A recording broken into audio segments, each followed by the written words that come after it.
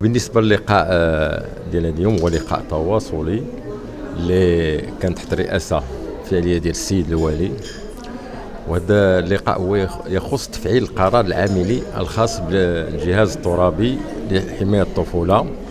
هذا الجهاز بالنسبه لعماله اكادير. بالنسبه لهذا الجهاز هو خاص كان قرار عاملي واليوم تم التفعيل ديالو، اي من اليوم غادي يبدا ان شاء الله مع الشركاء ديالنا اللي هما جميع القطاعات الوزاريه اللاممركزه، اضافه لجمعيات المجتمع المدني، السلطات المحليه والسلطات القضائيه.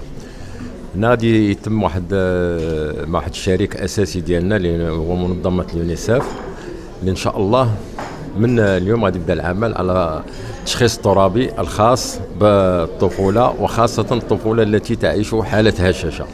بالنسبه لعماله اكادير، وكيف سبقت وقلت في الاجتماع بان الحاله ديال الجهه عندنا وهي اكادير مع انزكان وشتوكا ايتباها، هما بحكم التقارب ديالهم غادي ان شاء الله غادي تنبطق على ديك اللجنه الاقليميه، واحد اللجنه تقنيه اللي غتخدم مع اللجان التقنيه ديال العمالتين المذكورتين باش يكون واحد العمل مشترك اللي ان شاء الله غادي يبدا التقديم ديالو من هنا واحد كما قال السيد الوالي شهر حتى شهرين.